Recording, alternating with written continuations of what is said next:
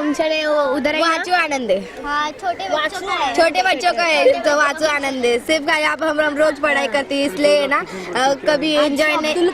Abdul Kalam, doctor Abdul Kalam की जयंती है इसलिए कौन से क्लास में हो? हम 8 क्लास में हैं। सब लोग 8 क्लास में हैं। हाँ। सेजल राजाराम कटरे यूपी बनाया, यूपी मैगी बनाया और है ना बना के खा लिया। मैं डॉक्टर अस्मिता हेगड़े, ये केशव सृष्टि से प्रायोजित जो महासूर्य कुंभ इवेंट है उसकी मैं प्रायोजिका हूँ। आज के इवेंट के बारे में जानना चाहेंगे, किस तरह का क्या इवेंट चल रहा है, जिस तरह से बच्चे सोलर पे खाना बना रहे थे, तो क्या प्लान क्या था इसमें? हाँ, हम ये 2 साल से कर रहे हैं। पहले 2014 की जनवरी में हमने बच्चों को केशव सृष्टि में ही बुलाया था। 3500 से ऊपर बच्चे आए थे और वहाँ पे उन्होंने सोलार कुकर पे खाना पकाया था और ये हमारा जागतिक रिकॉर्ड हो गया। Guinness book of world record में ये उसका नाम आ गया। तो उसके बाद में हमने सोचा कि हमने और भी आगे बढ़ के ये कार्य जो है वो आगे लेना चाहिए। इसके लिए 2015 के जनवरी में हमने बहुत स्कूलों में ये इवेंट किया। जगह जगह पे जाके 2015 जनवरी से लेके 15 फरवरी तक हमने करीबन 15,000 से ज़्यादा बच्चों को इसमें शामिल कर दिया। फिर 2015 के अप्रैल में ये इवेंट भोपाल में भी ऐसे हो गया। फिर हमें दुबई से भी बुलावा आ गया, तो दुबई में हमने मई में ये इवेंट किया। तो अभी इस साल हमने 1 लाख का हम टारगेट रखा है और 4 महीनों का पीरियड रखा है, जहां अलग अलग जगह पे हम जाके ये इवेंट करेंगे। और हमने सोचा कि डॉक्टर कलाम, जिनको बच्चे भी प्यारे थे, और पर्यायी ऊर्जा, ये भी उनका बहुत हृदय से प्यारा उनका विषय था। इसके लिए हमने डॉक्टर कलाम की जयंती पे ये उनको समर्पित किया है इस साल का इवेंट। और आज हमने बम्बई में करीबन 22 जगह पे ये इवेंट रखा है। अलग अलग स्कूलों पे अलग अलग बच्चों से स्कूलों के बच्चे आ रहे हैं और ये इवेंट कर रहे हैं। कल हमने मुरबाड़ में 1000 से ज़्यादा बच्चे किए, जहाँ पे 3 जगह पे इवेंट हो गया और 57 स्कूलों के, जो जिला परिषद स्कूल होते हैं उनके 57 स्कूल इकट्ठा आए थे अलग अलग 3 इवेंट में और 1000 से ज़्यादा बच्चों ने इसमें कार्यक्रम भाग लिया। जैसे कि आपने कहा मुंबई के अलग अलग स्कूलों में, तो नाम बताएंगे कौन कौन से स्कूल है, कौन कौन से इलाके में इस तरह का 22 जगह पे हो रहे हैं, दहीसर से लेके यहाँ चिकित्सक गिरगांव तक और सेंट्रल साइड पे कुर्ला घाटकोपर, ऐसे 22 जगह पे इवेंट है। अच्छा, आप डॉक्टर हैं तो आप सोलर के होने वाले फ़ायदे बता सकते हैं, क्या क्या फ़ायदे हैं, इससे लोगों को क्या क्या फ़ायदे होते हैं? हाँ, हमारा जो देश है ट्रॉपिकल कंट्री होने की वजह से हमें साल भर, लगभग साल भर, एक 15-20 दिन मानसून के छोड़ के हमें ये सौर ऊर्जा जो होती है वो बड़े पैमाने में मिलती है। लेकिन हम हमेशा उसका तकरार ही करते हैं कि हमें गर्मी होती है, धूप लगती है, तो उसकी जो हमें उपयुक्तता है उसका हम कभी उसका कभी विचार करते नहीं हैं। तो हमने सोचा कि क्यों नहीं उसका हम उपयोग करें। और ये जो पारंपरिक स्रोत है ऊर्जा के, जैसे पेट्रोल है, इलेक्ट्रिसिटी है, ये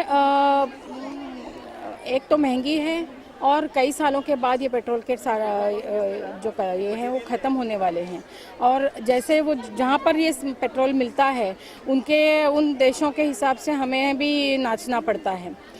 तो उसके बदले यदि हम अभी से ही ये विचार करें कि जो पर्यायी ऊर्जा है, जैसे कि सौर ऊर्जा है, पवन ऊर्जा है, गोबर गैस है, बायोगैस है, ये सब जो है इनका हम बच्चों से लेके यदि हम उनको शिक्षित करें तो आगे बढ़कर हमारे देश को फ़ायदा होगा। इसके लिए हमने केशव सृष्टि में उसका पार्क भी बना रहे हैं।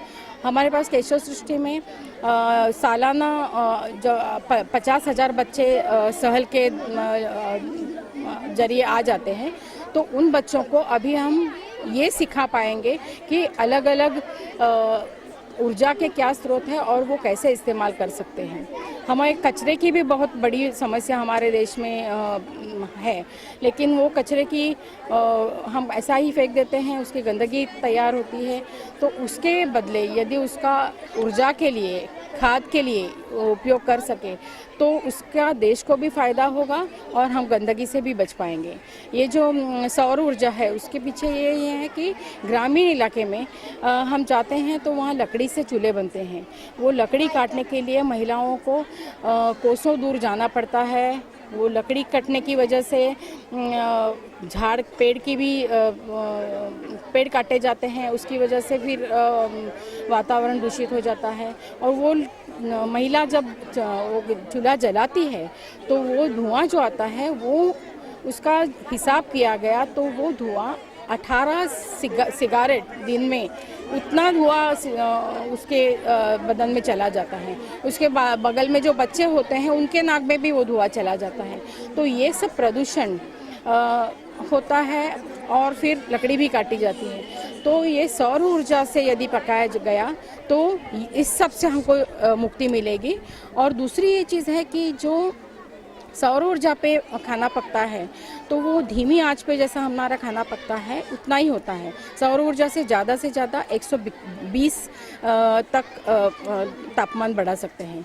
और हम जो गैस पे खाना पकाते हैं उसमें 2100 डिग्री तक खाना पकता है।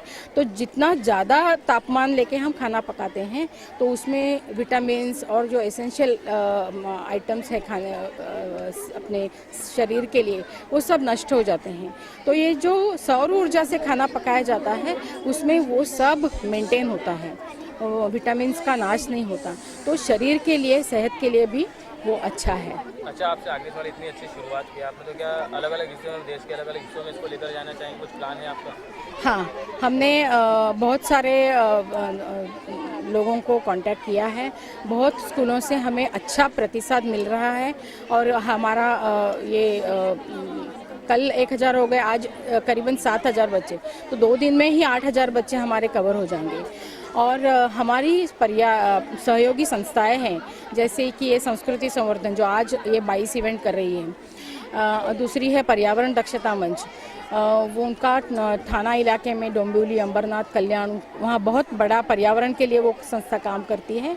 तो इस साल भी उन्होंने 10-20 हज़ार बच्चों का टारगेट रखा है। सेवा सहयोग करके और एक संस्था है जिनका बम्बई और पूना में मेन काम चलता है, लेकिन उनका बम्बई और पूना के आसपास जो आदिवासी इलाके हैं, ग्रामीण इलाके हैं, उनके लिए वो सेवा सहयोग काम करती है। तो उनके ज़रिए हम उन ग्रामीण इलाकों में पहुंच रहे हैं। और हमारा इस साल का फोकस जो है वो मेन आदिवासी है, क्योंकि आदिवासियों को एक तो चूल्हे की समस्या से झगड़ना पड़ता है और दूसरी है कि माल न्यूट्रिशन, और इसके वजह से उनके बच्चे की तबीयत बचपन से ही बिगड़ी रहती है। तो यदि हम उनको एक सोलार कुकर दे पाए तो उनकी माँ सुबह काम पे निकलते वक्त उसमें कुछ खाना बना के गई तो भी 12 बजे तक उनका खाना तैयार हो जाएगा।